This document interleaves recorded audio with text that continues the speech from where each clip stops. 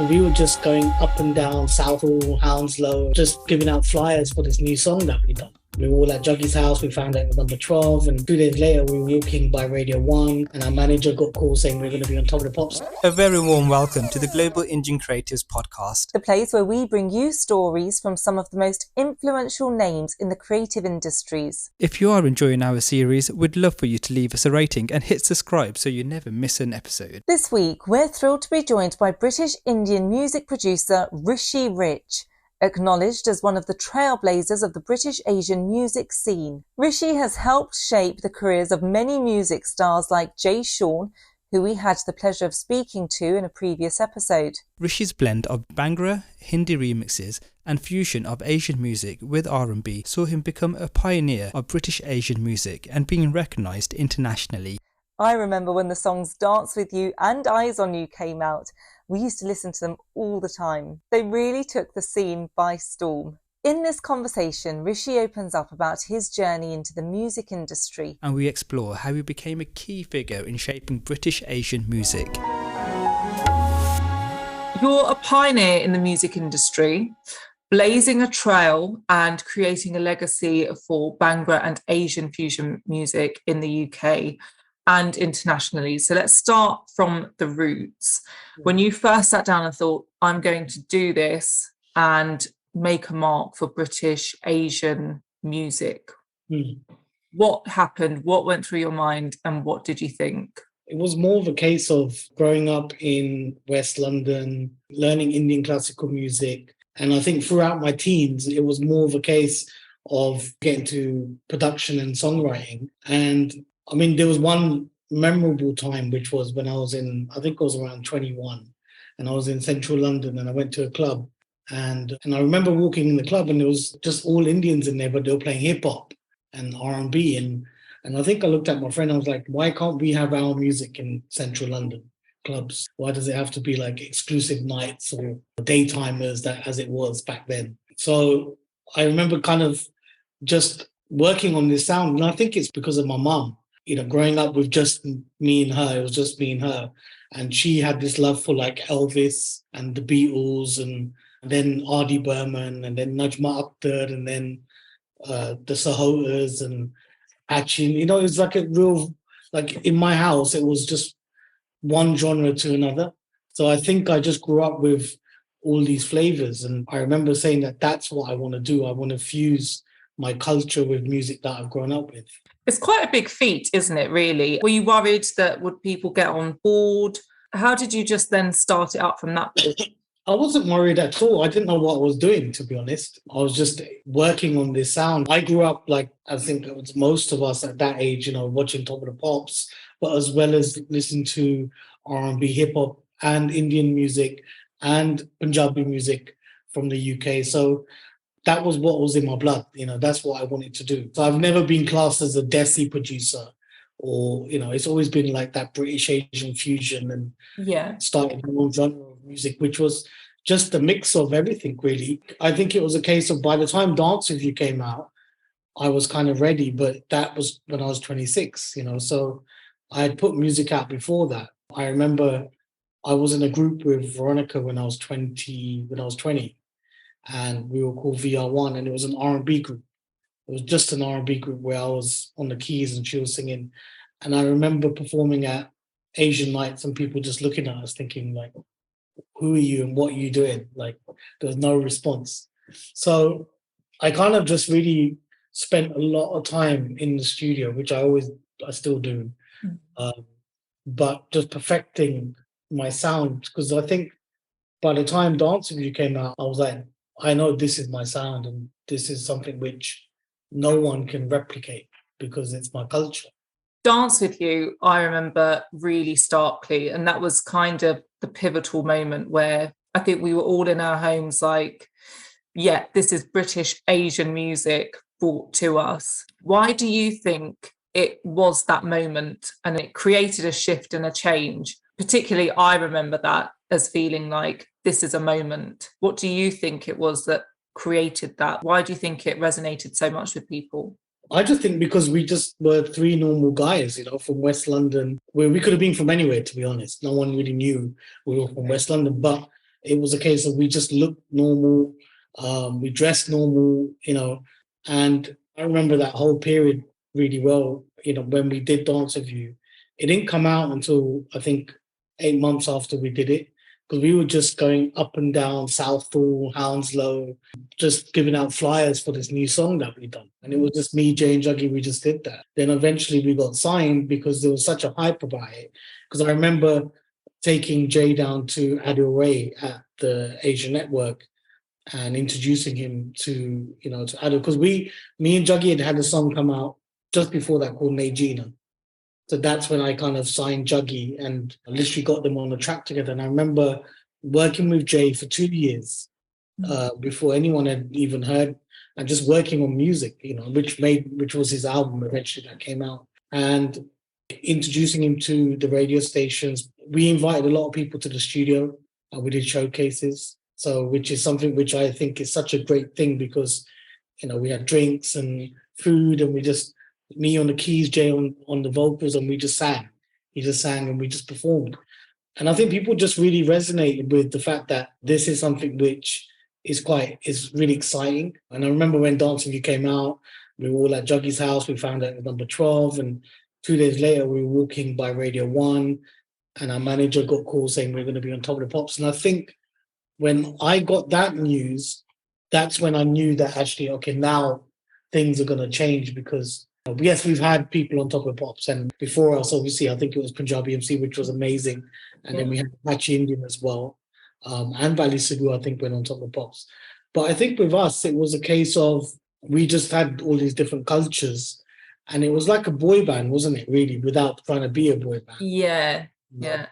I remember going to HMV to do our signings, and people turning up in their thousands. It was crazy, and I was just like, the music has done this, It really kind of made me feel like our whole culture just stood up and go, okay, these guys are ours and we're going to support them.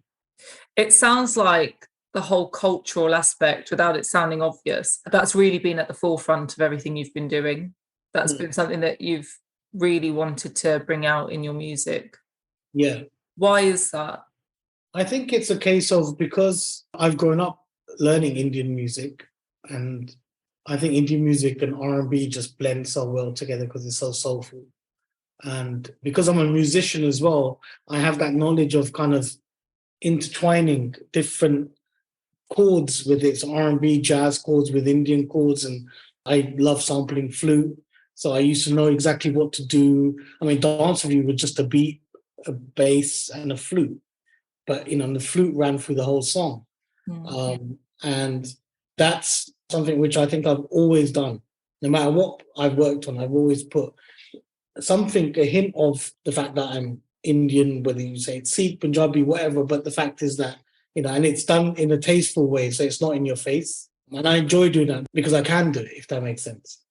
Yeah. I find it really interesting about the flyers. How has that changed? Because you've been doing this for such a long time now, and that whole handing out flyers, to being at the radio stations, to having sessions in person. I mean, what's different now? Because technology must have made that really I think different.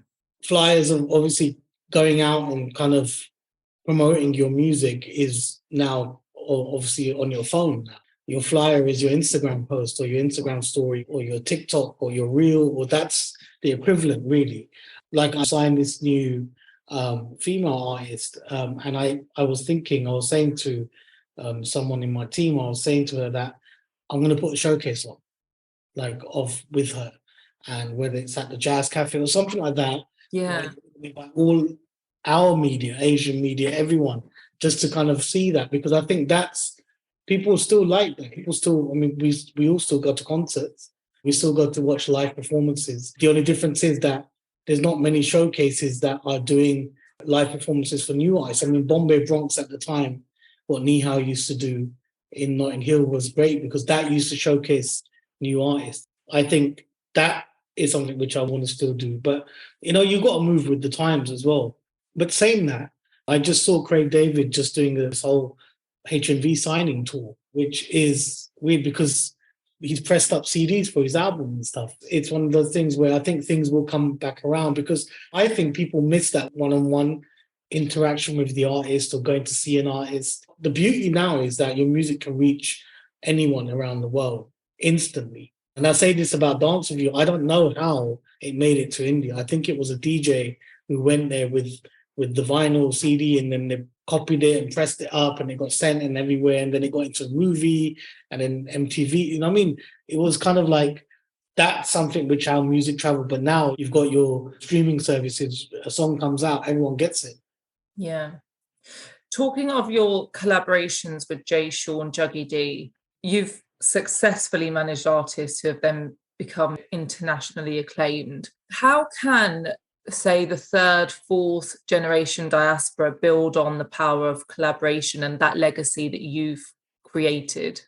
I think for me, the biggest thing which I love doing is discovering artists, developing them, helping them, teaching them, up to kind of like media training, just the way they conduct themselves in interviews. I used to do that with all the artists, just like the way you carry yourself. And I think there should be a lot more of, and I think there is, but like that producer-artist relationship is so important.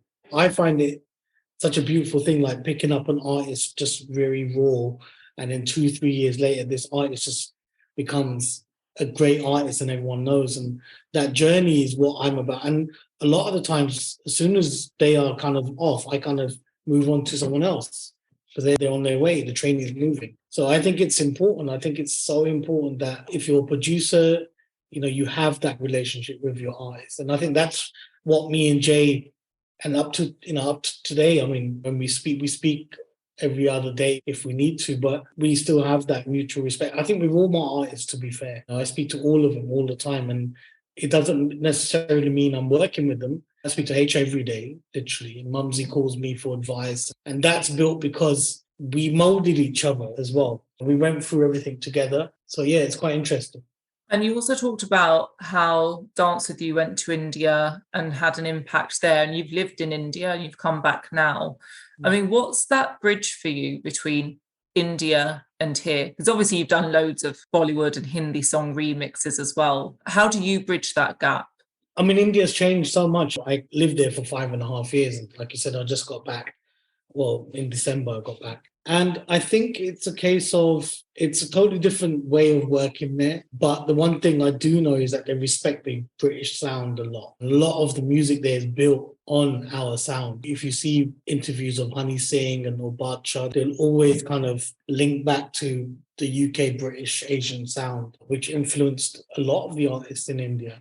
So my time in India was great because what I did is, I think I had that UK kind of swag in the sense where my attitude was very British and UK. It wasn't about doing anything for success kind of thing. It was like, this is what I do. I was very headstrong in India. A lot of people were very confused. They're like, well, you might miss out on this film if you don't do this. I'm like, well, no, because this is what I want to do. And I picked and chose the films I wanted to work on. I turned down a lot of films just because, one, it could have been the company that I was working for, the vibe of it, the morals behind the people. Like, I'm very much like that. So it was, for me, it was about music. So that was my gap. And then everyone that I worked with flew out to India. I tried to get people on films and stuff. So it was a great bridge because a lot of the artists in India love us here. They love the Punjabi artists, whether it's the grime drill, new artists, the rappers, everything. Still look upon us as like innovators, which is great. Is there anything you would like to say in terms of your legacy or a message that you would like people to have about you and your contribution to the music industry? It's weird when you put it like that. I don't even think of it like that. It's I don't know. I think it's just a case of I've been brought up on very good kind of morals in the sense where just don't stop believing in what you do. I know it sounds cliche, but it's the truth because growing up with just a mum in a single parent family, no brothers, no sisters, it was a kind of like I just wanted to do music. And I went against the grain in the sense where I didn't go to uni or anything like that. Not saying you should do what I've done because that time I was very much, this is what I want to do. And I spent 10 years working on my craft before any music came out. I'll say before I got paid. I just wanted just to put my music out. So the thing is that I think recently I really understood what I've done for the industry because I've come back here and it feels like I've come back after so many years. You know, I was in America before India, and I realized the respect and everything that I've done. You don't know really what you're doing until you've done it, really, or until someone really points it out to you. And my thing is that it's all good, but I'm still doing it. I'm still working every day. I'm still working with new artists. I'm working on albums. The only difference now is that I think there's not pressure. I don't have any pressure in like, okay, I've got to make sure that this does this or this does that. Mine is now I'm just making music that I love. And it's kind of like going back to before Dance With You. I was just making music. I didn't know what was going to happen with it. Dance With You last week was 19 years. And I just can't even believe like it's nearly 20 years since I did that song.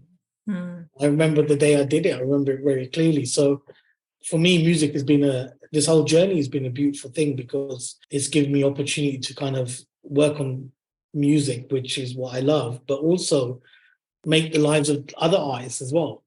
It's not just about being my career, like I've made other artists' careers as well along the way, which is a beautiful feeling as well. Traditionally, when you started, there would have been more pressure, I suppose, from society and societal norms to take a more traditional path. How was that with your mum and that relationship? And did she have any expectations of you? Did you have any of yourself? And did you have to break through a barrier, even like a personal barrier, to think, no, I'm going to pursue something that I love and I trust myself and I believe in myself? My family is so supportive. Even, you know, my dad's side were all like into music, my mum's side into music. The one thing my mum never did was stop me. I remember getting into university, you know, as Westminster, and coming back after one day and saying, I can't really do this. I want to do music. I got a job in a recording studio when I was 14, and I was learning kind of like the art of equipment. And she was just like, don't worry, just do what you need to do. Maybe there might have been people, family people, if they were, I didn't know because nothing was said to my face. But I don't really come from a family where it's like that as well, because I think we've all been told just to follow your dreams. This was something which I wanted to do.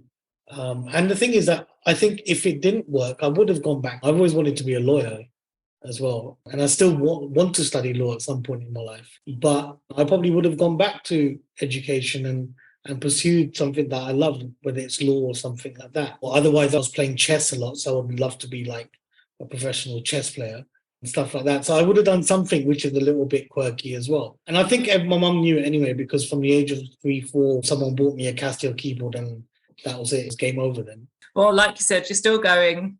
So look forward to seeing what happens next. Thank you so much. Well, that was a very insightful interview about his journey into music and how he continues to break barriers. We would like to thank Rishi Rich for his time and for sharing his story with us. If you're enjoying this series, share your comments and give us a rating wherever you listen to your podcasts. A special thank you to the Queen Elizabeth II Commonwealth Trust for championing our aim of inspiring the next generation of talent. Our next guest is a creative who's shining a light on men's mental health. Naroop Juti started his journey in photography and film before launching his own branding agency. With his expertise in visual storytelling and social media impact, he is now using his skills to share powerful, candid interviews through his project, The Dad Project, which focuses on men's personal stories. It's out in a fortnight. Subscribe on your podcast platform to be notified when it's released.